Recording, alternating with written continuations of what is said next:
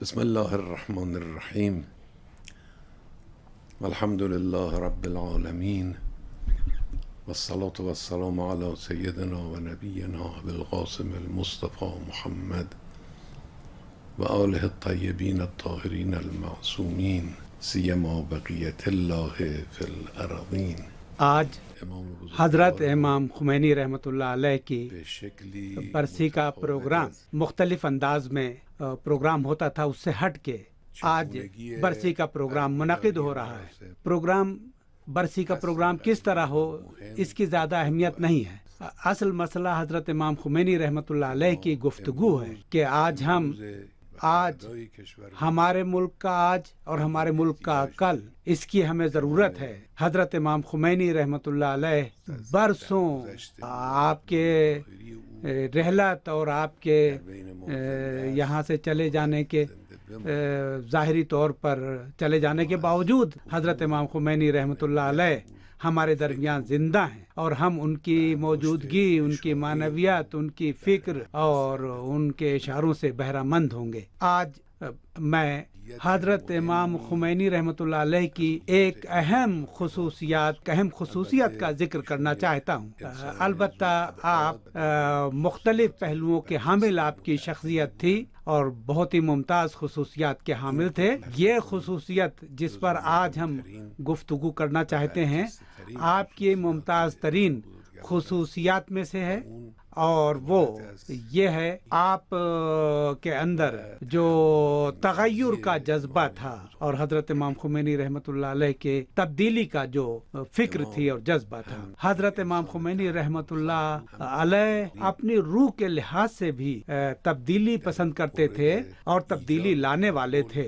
تبدیلی لانے میں آپ کا کردار صرف ایک معلم، مدرس اور استاد کا ہی کردار نہیں تھا، بلکہ آپ کا کردار ایک کمانڈر کا کردار تھا، ایک ایسے کمانڈر کا جو آپریشن کے اندر موجود ہے، ایک ایسے رہبر کا کردار تھا جو توانا اور باصلاحیت ہے۔ آپ نے اپنے دور میں، اپنے زمانے میں اہم ترین تغیرات آپ تشریف لے آئے۔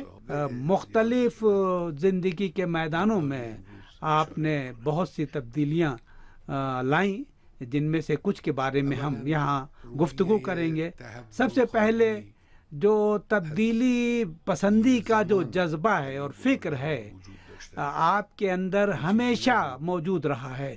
یہ کوئی ایسی چیز نہیں ہے کہ جو اسلامی انقلاب کی تحریک میں جو 1962 میں ہوا ہے، ایسا نہیں تھا کہ یہ فکر اس وقت آئی ہو، بلکہ آپ کے نوجوانی کے دور میں بھی آپ کے اندر یہ جذبہ اور یہ فکر پائی جاتی ہے۔ آپ کے جو نوٹس، آپ کی جو یادداشتیں، آپ نے جو تحریریں چھوڑی ہیں جن کا تعلق آپ کی نوجوانی سے ہے، آپ کے عمر کے مثلاً جو 30ویں عشرے میں جو آپ کے دفتر میں آپ کی تحریر جو ہیں، جس کو میں نے خود دیکھا ہے اپنی آنکھوں سے، اور بعد میں وہ شائع بھی ہوئی ہیں، وہاں آپ نے اپنی تحریروں میں آپ نے اس آیہ شریفہ کا ذکر کیا ہے۔ آپ دعوت دیتے ہیں لوگوں کو اللہ کے لیے تحریک اور قیام کی دعوت دیتے ہیں۔ آپ کے اندر ایک ایسا جذبہ اور فکر موجود تھی، آپ نے اپنی اس فکر پر عمل بھی کیا، یعنی آپ تبدیلی لے آئے، آپ نے تبدیلی پیدا کی۔ آپ جو ہیں، یعنی ایسا نہیں کہ صرف آپ نے اپنی گفتگو میں اور اپنی باتوں میں تبدیلی کی بات کی ہو، بلکہ عملاً آپ تبدیلی لے آئے۔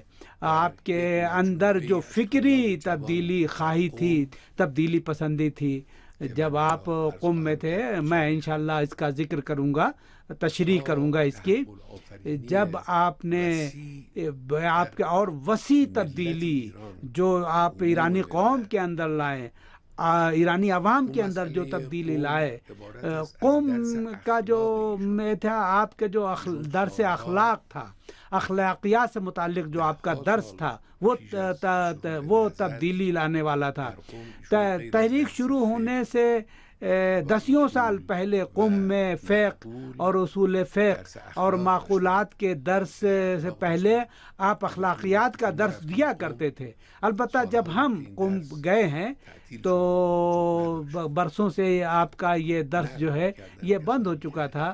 جن لوگوں نے آپ کے اس اخلاقیات کے درس کو اور کلاسوں کو دیکھا ہے وہ بتاتے ہیں کہ ہفتے میں ایک بار دو بار مدرسہ فیضیہ میں لوگ جمع ہوتے تھے، اور جب آپ اس میں تقریر کرتے تھے تو پورا جو اجتماع تھا وہ منقلب ہوتا تھا، قلوب منقلب ہو جاتے تھے. اس کو البتہ ہم نے آپ کے فقہ اور اصول فقہ کے درس میں بھی دیکھا ہے. اسی فقہ اور اصول فقہ کے درس میں بعض مناسبتوں پر آپ اخلاقیات کے بارے میں بھی گفتگو کرتے تھے تو طلباء جو ہے گریہ کرتے تھے، زار زار روتے تھے، آنکھوں سے اشک جاری ہو جاتے تھے. آپ کا بیان اتنا مؤثر ہوتا تھا کہ روح کے اندر انقلاب لے آتا تھا. یہ وہی روش پیغمبران ہے. پیغمبروں کی روش بھی یہ رہی ہے کہ اپنی تحریک کے آغاز میں ہی وہ لوگوں کے اندر روحانی انقلاب لاتے تھے، جیسا کہ حضرت امیر المومنین علیہ السلام نے فرمایا ہے کہ فطرت میں وہ انقلاب لاتے تھے اور ان کے عقلوں میں جو یعنی فطرت میں جو تبدیلی لاتے تھے، سرشت میں جو تبدیلی آتی تھی، انسان کی سرشت میں جو سوئی ہوئی سرشت ہوتی تھی اس کو بیدار کرتے تھے اور اس میں تبدیلی لاتے تھے اور اس کو ہدایت فرماتے تھے، انسانوں کے اقدامات کی قیادت کرتے تھے. حضرت امام خمینی رحمۃ اللہ علیہ اس طرح کی فکر کے مالک تھے.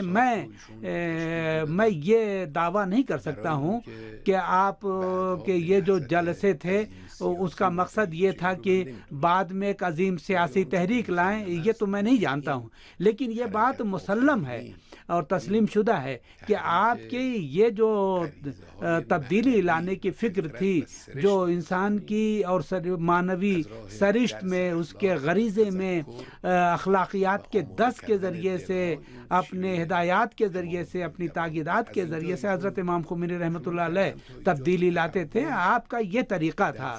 یہ حضرت امام خمینی رحمۃ اللہ علیہ نے ایک پوری قوم میں وسیع سطح پر تبدیلی کا آغاز کیا. اور جب تحریک کے آغاز میں، جیسا کہ میں کچھ نمونے اس کے ذکر کروں گا، اور حتیٰ انقلاب کے بعد بھی جو حقیقی معنی میں آپ نے ایرانی قوم کے اندر عظیم تبدیلی پیدا کی. آپ کے جو مخاطبین تھے اس تبدیلی میں، آپ ملت ایران، ایرانی قوم کے اندر آپ تبدیلی لانا چاہتے تھے. حضرت امام خمینی رحمۃ اللہ علیہ کی تحریک، سیاسی تحریک سے پہلے بھی کچھ سیاسی تحریکیں تھیں، کچھ جد و جہد ہوتی تھی، لیکن حضرت حوزہ علمیہ میں مثلا زیادہ تر جو ہے طلباء ہوا کرتے تھے، یونیورسٹی طلباء ہوا کرتے تھے. یہ لوگ جو ہے وہ جو تبدیلی لائے تھے، زیادہ سے زیادہ 100 طالب علموں میں تبدیلی لائے اور متاثر ان کو کیا. لیکن حضرت امام خمینی رحمۃ اللہ علیہ کی جو بحث تھی وہ کچھ محدود لوگوں میں نہیں تھی، کسی خاص فرقے میں کے لیے نہیں تھی، بلکہ پوری قوم آپ کا مخاطب تھی. قوم ایک اقیانوس، ایک سمندر کی طرح سے ہے کہ سمندر کے اندر طغیان پیدا کر دینا، اس کے اندر تبدیلی لانا، یہ ہر ایک کی بات نہیں ہے. ایک چھوٹے سے تالاب میں موجیں پیدا کی جا سکتی ہیں، لیکن ایک سمندر میں، ایک بحر میں موجیں پیدا کر دینا، اس کے اندر طوفان پیدا کر دینا، یہ آسان نہیں. یہ حضرت امام خمینی رحمۃ اللہ علیہ کا تھا. اور ایک جو تبدیلی آپ لائے وہ قوم کے اندر جو خفتہ اور سوئی ہوئی جو ایک سرشت تھی اس کو بیدار کرنا. ایران کی قوم ایک ایسی قوم تھی جو بنیادی مسائل میں، اپنی تقدیر سے متعلق مسائل سے غافل تھی. لوگ جو تھے وہ غفلت کے عالم میں تھے، کہ غنودگی کے عالم میں تھے. یہ اس میں لوگوں کے اندر، لوگوں کو متحرک کرنا، لوگوں کے اندر جو ہے وہ جوش و جذبہ پیدا کرنا اور انہیں بیدار کرنا، اور قوم کے کا جو طرز عمل تھا، یہ چیز جو ہے وہ ہمارے قوم کے خون میں سرشت میں نہیں تھی، لیکن حضرت امام خمینی رحمۃ اللہ علیہ نے اس کو بیدار کیا۔ آپ نے جھک جانے والی قوم کو ایک طلب کرنے والی اور جد و جہد کرنے والی قوم میں تبدیل کر دیا۔ حضرت امام خمینی رحمۃ اللہ علیہ کی جو پرجوش تقریریں ہوتی تھیں، ایسا متغیر کیا آپ کے خطابات نے اس قوم کو، جس کا ایک نمونہ 15 خرداد کا انقلاب ہے۔ اس کا ایک نمونہ جو ہے وہ تقریباً یعنی 1962 میں دیکھا جا سکتا ہے۔ اس کے جو نمونے ہیں وہ مختلف شہروں میں عوام کے عظیم ترین اجتماعات، اور 15 خرداد کی جو تحریک تھی اور وہ جو عظیم قتل عام ہوا تھا، وہ بھی عوام کی تحریک کو نہ روک سکا۔ آپ نے طولانی دور میں اور جد و جہد کے اختتام تک یہ ایک عظیم تبدیلی آپ لائے تھے، انقلاب لائے تھے۔ ایک اور تبدیلی لوگوں کے نقطۂ نگاہ میں، یعنی اپنے بارے میں اور معاشرے کے بارے میں لوگوں کا نقطۂ نگاہ تبدیل ہو گیا۔ یعنی ایران کے عوام اپنے بارے میں ان کا جو نظریہ تھا، یعنی اپنے آپ کو حقیر سمجھتے تھے، لیکن آپ نے ایسی تبدیلی لائی کہ یہ قوم اب ارادوں پر غالب ہوئی، سپر طاقتوں کے ارادوں پر غالب آئی۔ یہ تبدیلی یعنی یہ جو صرف ارادت جو یعنی عالمی طاقتوں کے ارادوں پر ہی نہیں، بلکہ جو فرض کریں کہ ایک سیکورٹی ادارے کے جو ارادے تھے اس پر بھی غلبہ اس نے پیدا کیا۔ یعنی امام لوگوں کے ذہن میں یہ فکر پیدا ہوئی کہ وہ صاحبان اقتدار اور صاحبان تلخ اور خطرناک ارادوں کے مالک جو لوگ تھے، ان کے ارادوں پر وہ غلبہ پا سکتے ہیں۔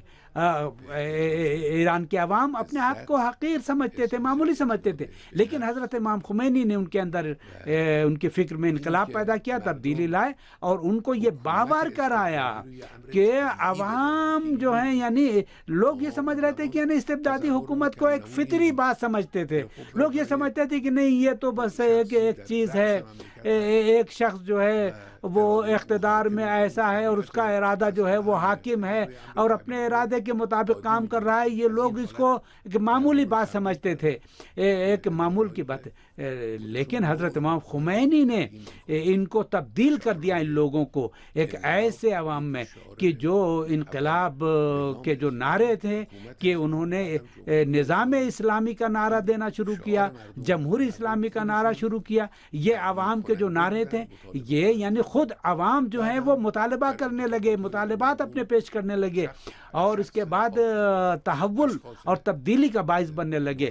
انہوں نے جو ہے حضرت امام خمینی ایسے ہو گئے کہ جو حکومت کے مختلف شعبوں میں جو ذمہ دار حضرات تھے، عوام کے اندر یہ احساس پیدا ہوا کہ وہ یہ کام کر سکتے ہیں۔ لوگوں کے اندر جو اپنے آپ کو حقیر سمجھنے کی فکر تھی وہ بالکل بدل گئی، اور ان کے اندر عزت نفس پیدا ہوئی۔ ایک اور جو تبدیلی حضرت امام خمینی لائے وہ لوگوں کے مطالبات میں تبدیلی تھی۔ یعنی لوگوں کے جو مطالبات تھے، لوگوں کا ایک گروہ جو یہ مطالبہ اس وقت کی حکومت سے، مثلاً اس وقت کی طاقتوں سے یہ مطالبہ کرتے تھے کہ ہمارے کوچے میں جو ہے وہ مطلب گلی بنا دی جائے، سڑکیں بنا دی جائے، ان کے یہ مطالبے تھے۔ حضرت امام خمینی رحمۃ اللہ علیہ نے اس مطالبے کو خود مختاری اور آزادی کے مطالبے میں تبدیل کر دیا۔ لوگوں کا جو لا شرقیہ اور لا غربیہ کا جو نعرہ تھا، یہ ایک عظیم تبدیلی تھی لوگوں کے اندر، اور یہ یعنی محدود گلیوں کو ٹھیک کرنے اور سڑکوں کو ٹھیک کرنے کے مطالبے سے بنیادی مطالبات میں ان کے مطالبات کو تبدیل کر دیا۔ حضرت امام خمینی رحمۃ اللہ علیہ نے ایک اور جو تبدیلی پیدا کی، وہ دین کے بارے میں لوگوں کا نقطۂ نگاہ تبدیل کر دیا۔ لوگ دین کو ایک ذاتی مسائل، عبادی مسائل اور ذاتی مسائل سے متعلق سمجھتے تھے۔ یہ جیسے نماز، روزہ اور فرض کریں جو مثلا یعنی شادی بیاہ، طلاق کے مسائل تک دین کو محدود سمجھتے تھے. اس کو مطلب دین کے دخالت، لوگ جو ہے دین کی مداخلت کو بس ان چیزوں تک محدود سمجھتے تھے. لیکن حضرت امام خمینی نے دین کو ایک نظام کی تشکیل کا میں دین کے کردار کو آپ نے پیش کیا. یعنی دین کے بارے میں لوگوں کا نظریہ آپ نے تبدیل کر دیا کہ دین جو ہے وہ معاشرے کو بنا سکتا ہے. ایک اور تبدیلی مستقبل کے بارے میں لوگوں کے نظریے کو، نقطہ نگاہ کو تبدیل کر دیا. جب اسلامی تحریک شروع ہوئی اور حضرت امام خمینی میدان میں آئے تو اس وقت جو نعرے لگائے جاتے تھے بعض پارٹیوں کی طرف سے، بعض گروہوں کی طرف سے، یہ جو نعرے لگائے جاتے تھے وہ بہت ہی محدود تھے، چھوٹے تھے. لوگوں کے مستقبل کے بارے میں لوگوں کے جو نقطہ نظر تھا، اصلا لوگوں کے پیش نظر مستقبل تھا ہی نہیں. لیکن آپ نے اس کو جو ہے ان کے مستقبل کے بارے میں ان کے نظریے کو تبدیل کر دیا. ایک جدید اسلامی نظام آپ لوگ دیکھنے لگے. یہ عظیم تبدیلی مستقبل کے بارے میں لوگوں کے نقطۂ نگاہ میں لے آئے کہ لوگ اسلامی نظام کی فکر کرنے لگے. مستقبل میں امت اسلامیہ کی تشکیل کی فکر مستقبل کے بارے میں لوگوں کی تبدیل ہو گئی. ایک اور جو بہت ہی خصوصی جو تبدیلی لائے وہ معرفت، یعنی مفید معرفت کے بارے میں آپ کا جو تبدیلی لائے.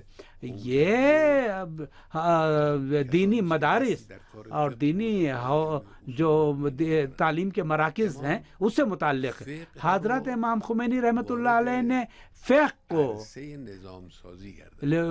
کو نظام کی تشکیل میں لے آئے. البتہ جو ولایت فقیہ کا مسئلہ ہے یہ 1000 سال سے فقیہوں کے درمیان موجود تھا اور ان کے اندر مورد بحث تھا. لیکن لوگوں کو یہ امید ہرگز نہیں تھی کہ کبھی یہ ولایت فقیہ کا نظریہ جو ہے یہ متحقق ہوگا اور اس پر عمل ہونے لگے گا. لیکن آپ نے اس کو فقہ کے بنیادی مسائل میں تبدیل کر دیا. نجف کے حوزہ علمیہ میں آپ نے اس کو پیش کیا، اس پر بحث کیا، آپ نے اس پر یقین کے ساتھ، استحکام کے ساتھ، محکم انداز میں، مکمل طور پر قابل توجہ انداز میں آپ نے بحث کی کہ لوگوں کو اس طرف متوجہ کیا. یا ایک مسئلہ جو ہے نظام کی مصلحت، نظام کے مفاد، یعنی وہی نظام کی مصلحت یعنی لوگوں کے مفاد. حضرت امام خمینی رحمۃ اللہ علیہ نے فقہ میں اس کو پیش کیا. آپ نے اپنے فقہی اور اصول فقہ کے مسائل میں جو شخصی اور ذاتی مسائل، چھوٹی مسائل میں پیش کیا جاتا تھا، ان کو آپ جو ہیں وہ عام معاشرے کے میدان میں اس کو لے آئے، یعنی ملک کو چلانے کے موضوع میں لے آئے، امور مملکت چلانے کے موضوع میں تبدیل کیا. فقہ میں آپ نے ان چیزوں کو داخل کیا اور یہ فقہ میں ایک عظیم تبدیلی ہے. اور میں سمجھتا ہوں کہ جو دینی مدارس اور دینی تعلیم کے مراکز ہیں انہیں اس کی قدردانی کرنی چاہیے اور اس سے جو فقہ کے باب ہیں وہ وسیع تر ہوتے ہیں اور اس سے ان کو زیادہ سے زیادہ استفادہ کرنا چاہیے. البتہ یہ جو کام جو حضرت امام خمینی رحمۃ اللہ علیہ نے فقہ کے محاذ پر جو کام کیا ہے یہ بالکل شرعی انداز میں، قانونی انداز میں آپ نے پیش کیا، بالکل فقہ جواہری کے انداز میں. یعنی فقہ میں کوئی آپ نے بدعت پیدا نہیں کی ہے بلکہ صحیح استفادے کا اصول پیش کیا ہے. یعنی فقہ کے جو رائج اصول ہیں ان سے صحیح طور پر استفادے کا نظریہ آپ نے پیش کیا. ایک اور نمونہ جو اس دین کے بارے میں جو نقطہ نگاہ میں تبدیلی آئی وہ یہ تھا کہ دین میں جو ہے وہ عبادت پر تاکید کی جاتی تھی. حضرت امام خمینی نے بالکل یعنی ایک مجدد کی حیثیت سے آپ اس پر آئے یعنی بہت ہی شدت کے ساتھ تعبد کا نظریہ پیش کیا جاتا تھا. اس زمانے میں ایسے علماء کرام تھے جو روشن خیالی کے بارے میں بھی گفتگو کرتے تھے. یہ جو علماء تھے یہ لوگ دین شناس بھی تھے. یہ بہت حد تک بعض حالات سے متاثر تھے اور عبادت کے کچھ مسائل سے متاثر تھے اور ان کی جو محدودیتیں تھیں اس کے پابند تھے. اپنی تبلیغات میں بھی یہ تعبد کے مسئلے پر زیادہ تاکید نہیں فرماتے تھے.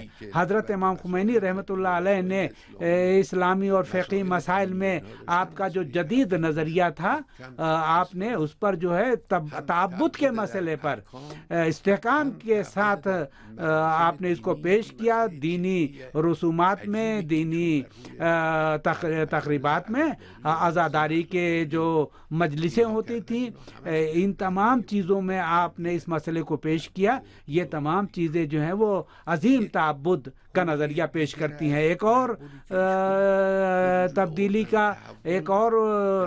تبدیلی جو ایک اور میدان میں لائے وہ نوجوان نسل کے بارے میں نقطہ نگاہ کی تبدیلی ہے. آپ نے نوجوانوں کے فکر اور عمل پر اعتماد کیا. یہ واقعی ایک بہت بڑی تبدیلی تھی. مثال کے طور پر جب فرض کریں کہ جب سپاہ پاسداران کی تشکیل ہوئی تو اس سپاہ میں نوجوانوں کو آپ نے قبول کیا. مثلا اس وقت جو نوجوان تھے ان میں سے حد اکثر جو عمر تھی وہ 30 سال کی تھی. وہ پتا چلا کہ سب وہ ڈویژن کے کمانڈر ہو گئے، بٹالین کے کمانڈر ہو گئے، بریگیڈ کے کمانڈر ہو گئے. یہ وہ نوجوان تھے جنہوں نے عظیم کارنامے انجام دیے. اور دوسرے شعبوں میں بھی ایسے ہی تھا. یعنی اسی طرح سے عدالتی نظام میں بھی آپ نے نوجوانوں پر عجیب و غریب اعتماد کی فکر آپ نے پیش کی. آپ نوجوانوں کو امور سونپتے تھے، ان پر اعتماد کرتے تھے. البتہ اسی کے ساتھ کہ آپ نے مثلا ایسا نہیں ہے کہ جو دوسرے لوگ تھے، جو سن رسیدہ لوگ تھے، ان کی صلاحیتوں کے سے آپ انکار نہیں کرتے تھے. یعنی بعض لوگ یہ سمجھتے ہیں کہ نوجوانوں کو اہمیت دینے کا مسئلہ کا مطلب یہ ہے کہ جو ضعیف لوگ ہیں، جو سن رسیدہ لوگ ہیں، ان کو میدان سے خارج کر دیا جائے. نہیں، ایسا نہیں تھا. آپ نوجوانوں پر اعتماد کرتے تھے، نظام کے لیے ایک ذخیرہ سمجھتے تھے. لیکن جو غیر جوان یعنی جو سن رسیدہ لوگ تھے ان کو بھی اہمیت دیتے تھے، ان پر بھی. یعنی آپ دیکھیں کہ میں اس وقت جو ہے زیادہ سن رسیدہ نہیں تھا. مجھے حضرت امام خمینی نے اس وقت امام جمعہ معین کیا. اس وقت مثلا 80 سال کے جو سن رسیدہ عالم تھے، مثلا دست غیب تھے یا دوسرے جو سن رسیدہ علماء کرام تھے، ان کو انہوں نے جو معین کیا، امام جمعہ معین کیا. جیسے جو پہلے شہید محراب تھے، اس زمانے میں مثلا 70 سال کی عمر تھی مثلا اس وقت. ایسا نہیں تھا کہ یا مثلا مسلح افواج میں، سپاہ میں آپ نے نوجوانوں کو کیا. لیکن فوج میں دیکھیے شہید فلاحی کو یا جنرل زہید نژاد کو، یہ وہ لوگ تھے جو 60 سال یا اس سے اوپر کے تھے. ان سے بھی کام لیا. ایسا نہیں تھا کہ حضرت امام خمینی نے مثلا جوانوں پر اعتماد کیا تو اس کا مطلب یہ نہیں تھا کہ جو سن رسیدہ لوگ تھے ان کو میدان سے باہر کر دیا. یا امدادی کمیٹی میں جو لوگ تھے وہ سن رسیدہ لوگ بھی تھے. یہ جو ہم کہتے ہیں کہ حضرت امام خمینی نوجوانوں پر اعتماد کرتے تھے، تو ہم بھی یہ نظریہ رکھتے ہیں کہ نوجوانوں پر اعتماد کرنا چاہیے. ملک کو آگے بڑھانے میں نوجوانوں کو آگے لانا چاہیے. اس کا مطلب یہ نہیں ہے کہ یہ نوجوان جو ہیں یہ ملک کے ذخیرہ ہیں، ایک ثروت ہیں. اس کا مطلب یہ نہیں کہ جو تجربے کار لوگ ہیں، جو غیر جوان ہیں، جو سن رسیدہ لوگ ہیں، وہ بھی ایک دولت ہیں، وہ بھی ایک ثروت ہیں، ذخیرہ ہیں. ان سے بھی استفادہ کرنا چاہیے. بنابراین یہ جو تغیرات، جو دوسرے جو تغیرات آپ وجود میں لائے، شاید ان تغیرات سے زیادہ اہم تھے. ان میں سے ایک تبدیلی سپر طاقتوں کے بارے میں نقطہ نگاہ کی تبدیلی ہے. اس وقت کوئی یہ نہیں سمجھ سکتا تھا کہ امریکہ کے ارادے پر امریکہ کی باتوں کے سامنے کوئی بات پیش کی جا سکتی ہے, امریکہ کے اقدام کے مقابلے میں کچھ اقدام کیا جا سکتا ہے. امام خمینی رحمۃ اللہ علیہ نے وہ کام کیا کہ خود امریکی صدور کہتے تھے کہ خمینی نے ہماری تحقیر کی. واقعی ایسا ہی تھا. حضرت امام خمینی اور امام خمینی کے جو کارگزار تھے اور امام خمینی نے جن نوجوانوں پر بھروسہ کیا تھا, ان لوگوں نے واقعی بڑی طاقتوں کی تحقیر کی, ان کے ارادوں کو توڑ دیا, ان کے ارادوں کو شکست دی, ان کو میدان سے باہر کیا. اور امام خمینی نے ثابت کر دیا کہ بڑی طاقتوں کو, سپر طاقتوں کو پر ضرب لگائی جا سکتی ہے, ان کو شکست دی جا سکتی ہے. آپ دیکھیں کہ سوویت یونین جو سابق تھا اس کا کیا حال ہے, آج آپ دیکھیں کہ امریکہ میں کیا ہو رہا ہے, یہ جو صورتحال ہے, یہ سب چیزیں جو ہیں کبھی لوگوں کے تصور میں نہیں تھا. امام خمینی رحمۃ اللہ علیہ نے ان دنوں میں لوگوں کے دلوں میں یہ بات پیدا کی کہ ان کو شکست دی جا سکتی ہے. ایک اہم نقطہ یہ ہے کہ یہ جو سارے تغیرات حضرت امام خمینی رحمۃ اللہ علیہ لائے اور امام تغیرات بن گئے, سمجھے, امام خمینی ان تمام چیزوں کو خدا سے نسبت دیتے تھے, اپنے آپ سے آپ نے کبھی اس کو نسبت نہیں دی. یہی نوجوانوں میں جو آپ نے جذبات کا اور فکری تبدیلی لائے, حضرت امام خمینی رحمۃ اللہ علیہ نے جو صحیفہ امام جو شائع کیا گیا ہے اس کو دیکھیں آپ اپنے بیانات میں تکرار کے ساتھ نوجوانوں کے اس جذبے اور فکر کی تبدیلی کو ذکر کرتے ہیں اور اس پر آپ حیرت کا اظہار کرتے ہیں. حضرت امام خمینی ہی یہ تبدیلی لائے تھے, یہ تبدیلی آپ ہی کے ذریعے لائے تھے, لیکن اس کو آپ خدا سے نسبت دیتے تھے. اور لا حول ولا قوت الا باللہ العلی العظیم, یعنی سب کچھ ہے یہ خدا کے اختیار میں ہے. اور حضرت امام خمینی رحمۃ اللہ علیہ یہ جو اس پر اعتماد کرتے تھے کہ ہم نے نہیں مارا, یہ اللہ نے مارا ہے, وہ یہ نوجوانوں کے جو اقدامات میں جو آپ تبدیلی لائے تھے, ایک جگہ لوگوں کے جذبات میں, فکر میں جو تبدیلی لائے, آپ فرماتے ہیں کہ یہ تبدیلی یہ طاغوتی حکومت پر غلبے سے بھی زیادہ اہم ہے, بالا تر ہے. یہ جو تبدیلی نوجوانوں میں آئی ہے یہ شیطان پر غلبہ ہے, وہ طاغوت پر غلبہ تھی. یہ آپ اس نقطۂ نگاہ سے ان معاملات کو دیکھتے تھے. اور یہ جو مسئلہ جو میں نے عرض کیا, بنابراً امام خمینی رحمۃ اللہ علیہ یہ تغیرات کے امام تھے. یہ جو بحث میں نے کی اس کا مقصد صرف یہ نہیں کہ حضرت امام خمینی رحمۃ اللہ علیہ کی شخصیت کے بارے میں, البتہ یہ اپنی جگہ پر یہ درس کے لیے ہے تاکہ ہم اس سے درس, یعنی ہمیں حضرت امام خمینی سے درس لینا چاہیے, ان سے سبق لینا چاہیے. ہر زندہ معاشرے میں, متحرک معاشرے میں آج تغیرات کی ضرورت ہوتی ہے, ہمیں آج بھی تغیر کی ضرورت ہے. البتہ یہ بات میں یہاں عرض کرنا چاہتا ہوں کہ حضرت امام خمینی رحمۃ اللہ علیہ کی رحلت کے بعد انقلاب اور ملک جو تغیر کی جو روش تھی اس سے نہ ملک دور ہوا نہ ایرانی عوام دور ہوئے. امام ایرانی عوام نے اس کی پیروی کی اور مختلف شعبوں میں ہم نے تغیرات پیدا کیے, تغیرات لائے اور ماضی سے زیادہ طاقتور بنے ہم, اور بہت سے امور میں, بہت سے شعبوں میں ہم پہلے سے زیادہ زندہ ہوئے. یہ جو تغیرات ہیں معمولی نہیں ہے, یہ بہت اہم ہے. علمی لحاظ سے ہماری جو صورتحال تھی وہ قابل اعتنا نہیں تھی, لیکن آج دنیا میں ہماری بات ہے, یعنی ہم مطرح ہیں, ہم کو لوگوں کی نگاہیں ہمارے اوپر ہیں, یا ہماری جو دفاعی توانائیاں ہیں, آج جو ہماری دفاعی توانائیاں ہیں در حقیقت یعنی ہم جو ہیں وہ انسدادی مرحلے تک پہنچ گئے ہیں کہ ہم بڑی طاقتوں کو روک سکتے ہیں. یہ تبدیلی بہت بڑی تبدیلی یا سیاست میں ہماری جو تبدیلی ہے، ہماری جو سیاست کے جو ابوہت ہے یا ہماری جو ہیبت ہے، یہ اس سے پتہ چلتا ہے، دنیا سمجھ رہی کہ ہم بہت طاقتور ہیں. یہ بہت عظیم بڑی تبدیلی ہے، یہ قابل توجہ تبدیلی ہے. گزشتہ 30 برسوں کے دوران ملک کے وہ جو آگے بڑھا ہے اس تبدیلی کے راستے پر جو حضرت امام خمینی رحمۃ اللہ علیہ تھے، تبدیلی کا عمل رکا نہیں ہے. بہت سے معاملات میں ہم نے بنیادی تبدیلیاں لائے ہیں. یہ سب چیزیں ہیں، لیکن البتہ یہ کافی نہیں ہے. میں یہ عرض کرنا چاہتا ہوں کہ بعض معاملات میں بہت سے اہم معاملات میں تبدیلی، بعض چیزوں میں نہ صرف یہ کہ ہم تبدیلی نہیں لائے بلکہ پیچھے گئے. یہ ناپسندیدہ اور افسوسناک ہے، یہ قابل قبول نہیں ہے. یہ انقلاب کی فطرت کے خلاف ہے.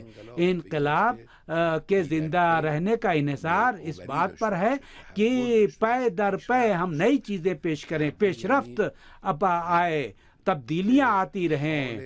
یعنی تبدیلی کا مطلب یہ ہے کہ ہم برتر حالت میں جائیں. یعنی ایک بڑی تحریک، ہمیں اس کی ضرورت ہے. بعض شعبوں میں ہمیں اس کی ضرورت ہے. اس کے برخلاف انقلاب کے جو مد مقابل نقطہ ہے وہ ارتجاع یعنی رجعت پسندی ہے. بہت سے دنیا کے انقلابات رجعت پسندی میں مبتلا ہو گئے. یعنی 5 سال 10 سال کے بعد انقلاب کے وہ جو انہوں نے اہتمام نہیں کیا وہ پیچھے جانا شروع ہو گئے، وہ رجعت پسندی شروع ہو گئی. یہ انقلاب کے مقابل کا جو رابطہ ہے یہ رجعت پسندی ہے. یعنی پیش رفت اور رجعت پسندی دونوں کا انحصار انسانوں کے ارادے پر ہے. اگر انسان صحیح ارادہ کریں تو صحیح طور پر آگے بڑھیں گے، اور اگر غلط اقدام کریں گے تو پھر پیچھے جائیں گے. قرآن میں بھی ان دونوں کا ذکر کیا گیا ہے. سورہ مبارکہ رعد میں کہا گیا ہے کہ اللہ کسی بھی قوم میں اس وقت تک تبدیلی نہیں لاتا جب تک وہ خود اپنے اندر تبدیلی نہ لائے. یہ یعنی مثبت تغیرات پر تاکید کی جاتی ہے. یعنی اگر آپ یعنی مثبت تبدیلیاں اگر آپ لانا چاہیں گے تو خداوند عالم بھی مثبت حوادث، مثبت واقعات رونما کرے گا. اسی طرح سے سورہ انفال میں بھی یہ آیا ہے کہ خدا جب تک کوئی بھی قوم اپنے نفس میں تبدیلی نہیں لاتی ہے اس وقت تک جو ہے خدا تبدیلی نہیں لاتا. یعنی اگر خدا نے کسی قوم کو نعمت دی اور اس قوم نے صحیح عمل نہیں کیا، صحیح طور پر آگے نہ بڑھی، تو خدا اس نعمت کو اس سے واپس لے لیتی ہے.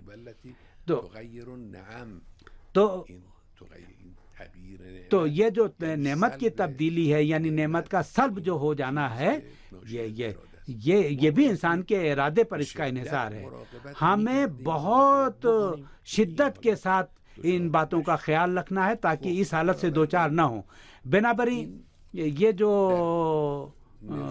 نظام کے اندر یہ چیز موجود رہی ہے. البتہ حضرت امام خمینی رحمۃ اللہ علیہ کی رحلت کے بعد بھی تغیر کا یہ عمل جاری رہا ہے، البتہ کافی نہیں ہے. ہم مختلف دلائل سے میں کہہ سکتا ہوں کہ ہم مختلف شعبوں میں ملک تمدن میں تبدیلی لا سکتے ہیں، نظام میں مزید تبدیلی لا سکتے ہیں. البتہ اس میں کچھ نکات ہیں.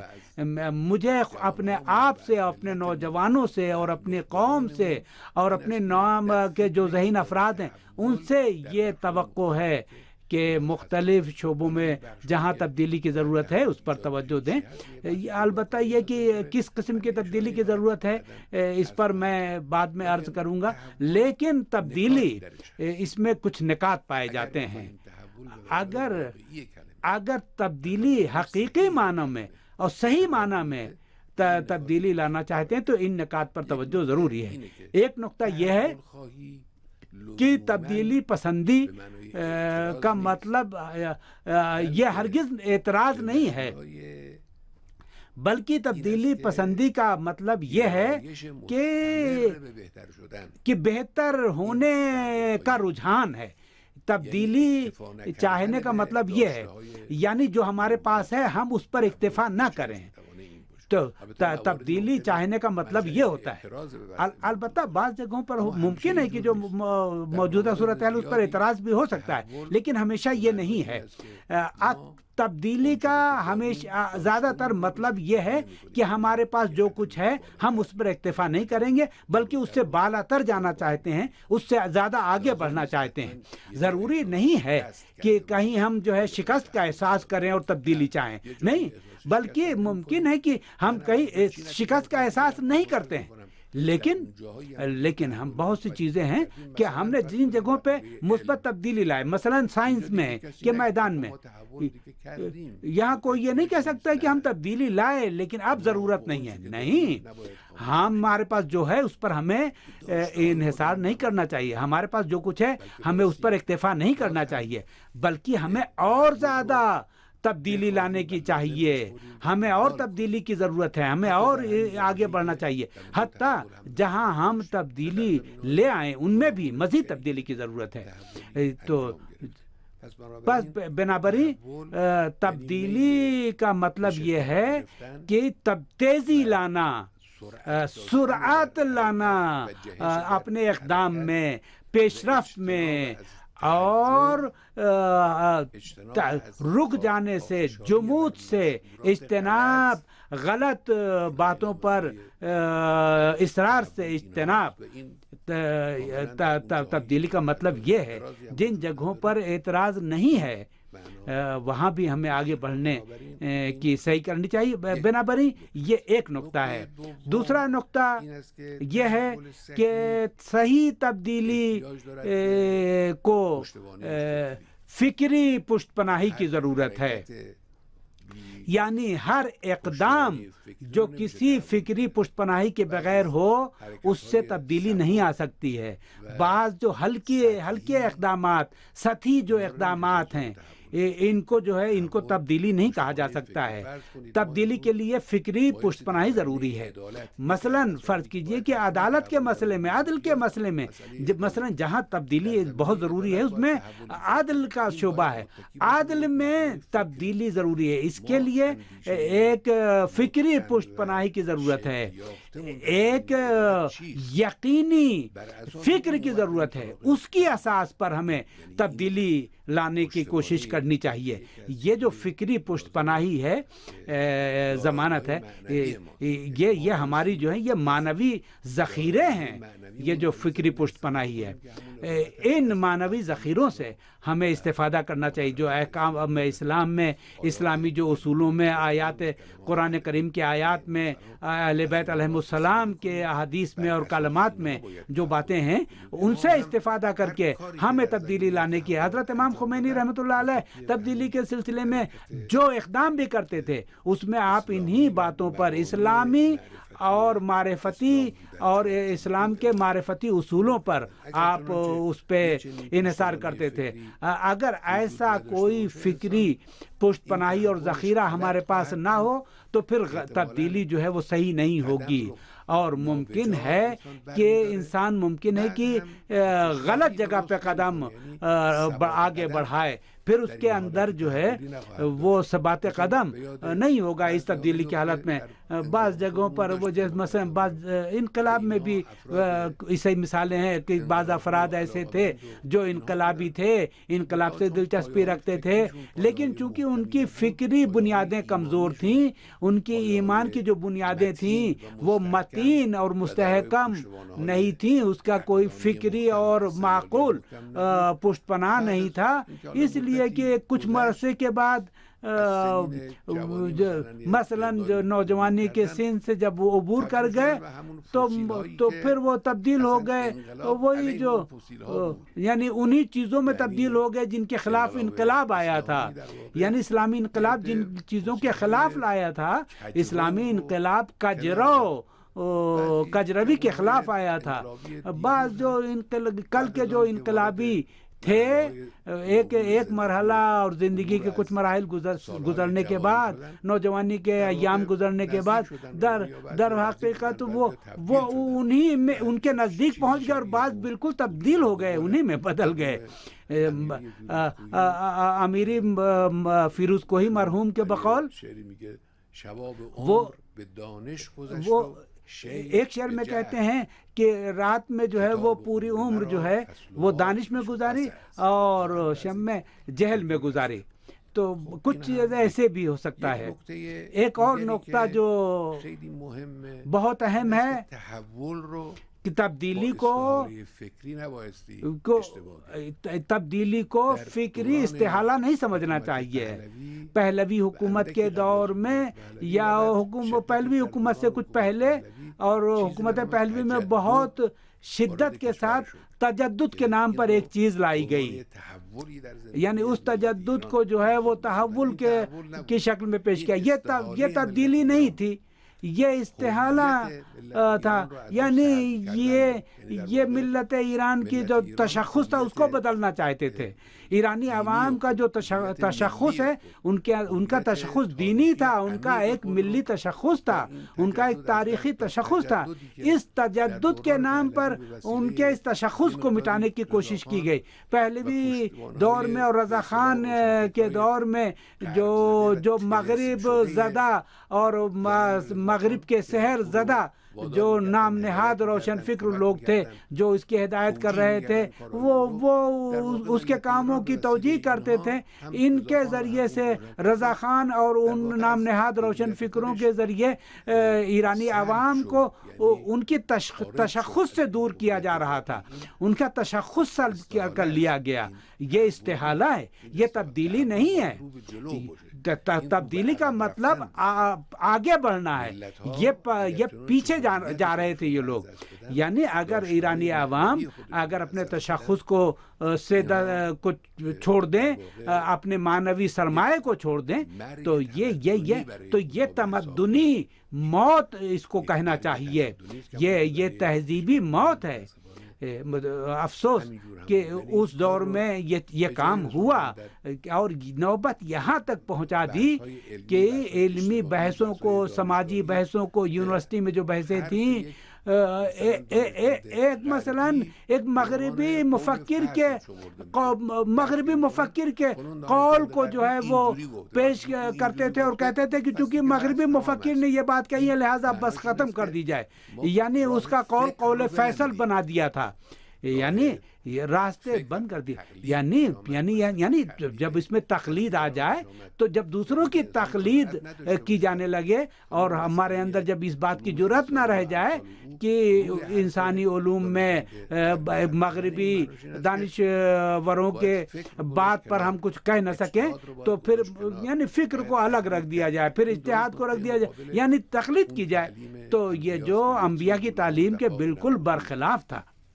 انبیاء نے کہ جو عقل کے جو دفینے ہیں، فکر کے جو دفینے ہیں اور خزانے ہیں، یہ اس سے انسانوں میں زندگی پیدا ہوتی ہے، یعنی اس کا مطلب ہے کہ انسانوں کو زندہ کیا جائے، متحرک کیا جائے۔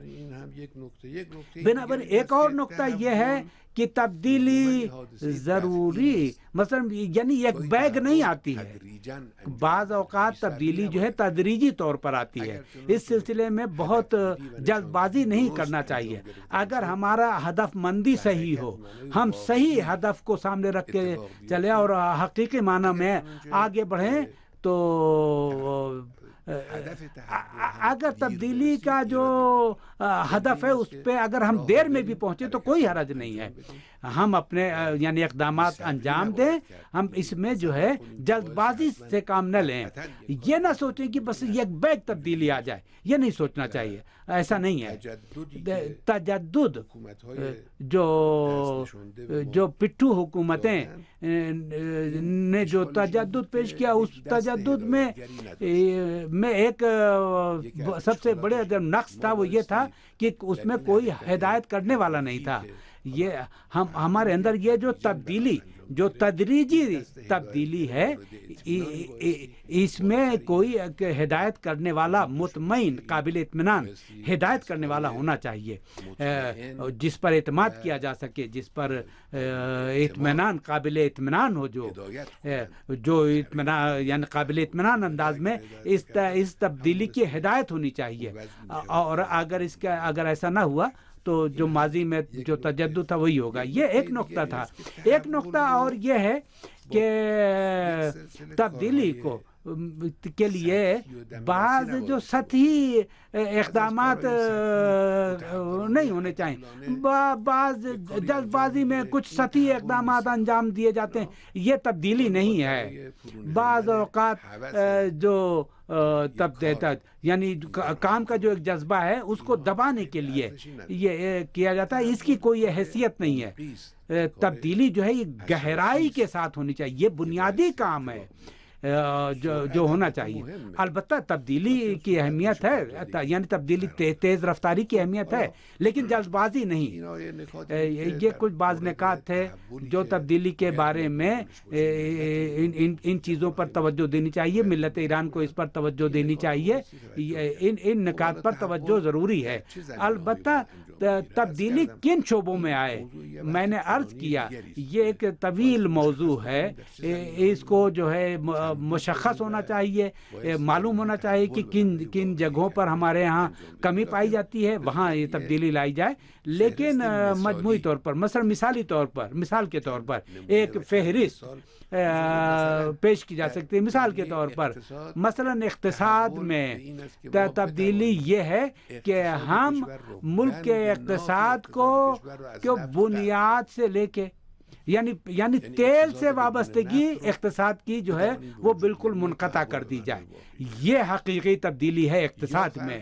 یا فرض کریں کہ بجٹ کی منصوبہ بندی میں حکومت کے اور پارلیمنٹ کے جب بجٹ تیار کریں تو اس طرح تیار کریں کہ حقیقی معنی میں کہ مسائل پر وہ نگرانی یعنی عمل کار تبدیلی یعنی عمل درآمد پر نگراں رہیں. البتہ دعویٰ کیا جاتا ہے کہ حکومتیں معمولاً دعویٰ کرتی ہیں کہ یہ جو بجٹ ہے یہ قابل عمل ہے، لیکن بعض اوقات ایسا نہیں ہوتا ہے. یعنی ملک کا بجٹ اور منصوبہ بندی، بجٹ کی منصوبہ بندی اگر صحیح ہو تو یہ اقتصاد میں ایک تبدیلی ہے.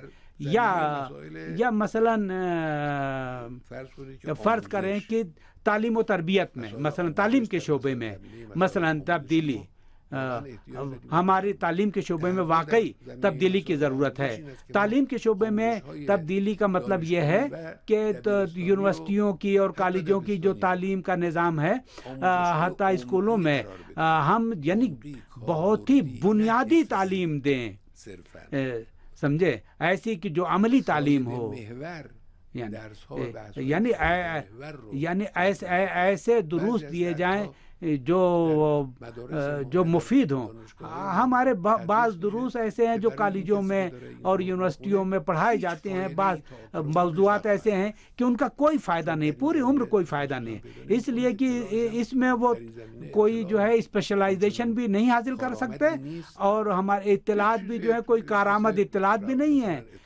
بس مثلا ایک چیز جو ہے بس عام عمومی جو اطلاعات ہیں ان میں اضافہ ہوگا، اس کا کوئی فائدہ نہیں ہے. لہذا تعلیم کے شعبے میں اگر ہم تبدیلی لانا چاہیں تو یہ ہے کہ تعلیم ایسی ہو کہ جس میں گہرائی پائی جائے، جس کی افادیت ہو، جس کا فائدہ ہو اس میں، تو ان چیزوں میں توجہ دینے کی ضرورت ہے.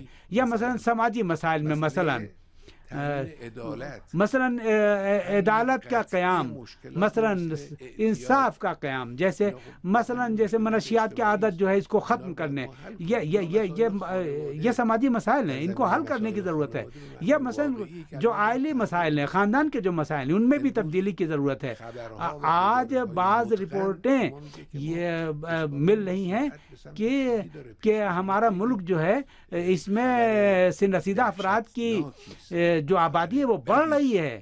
یہ بہت ہی وحشت ناک اور بہت بری رپورٹ ہے، اچھی نہیں ہے. اس کے جو آثار ہیں، اس کے آثار اس وقت ظاہر ہوں گے جب اس کا کوئی علاج نہیں ہوگا. اس میں تبدیلی لانے کی ضرورت ہے، اس میں تبدیلی کی ضرورت ہے. ایک بنیادی شرط تبدیلی کے لیے دشمن سے نہ ڈرنا اور دشمنی سے نہ ڈرنا ہے. خداوند عالم اپنے پیغمبر سے کہتا ہے کہ لوگوں سے نہ ڈرو، لوگوں کے ان کی باتوں سے نہیں ڈرنا چاہیے. ہر مثبت اقدام، ہر اہم کام پر ممکن ہے کہ کچھ لوگ اس کی مخالفت کریں. مخالف جو ہے مخالفت کرے گا. آج جو مثلا سوشل میڈیا پر دیکھیں کچھ مخالفتیں بھی ہو رہی ہیں، تو کچھ مخالفتیں، بعض مخالفتیں بہت ہی جو ہیں وہ تکلیف دہ بھی ہیں. اگر کوئی صحیح اقدام ہے اور یقین کے ساتھ، منصوبہ بندی کے ساتھ اقدام کیا جائے تو ان مخالفتوں کی بالکل پرواہ نہ کی جائے. جو بیرونی دشمن ہے اس کی بھی کوئی پرواہ نہیں ہونی چاہیے.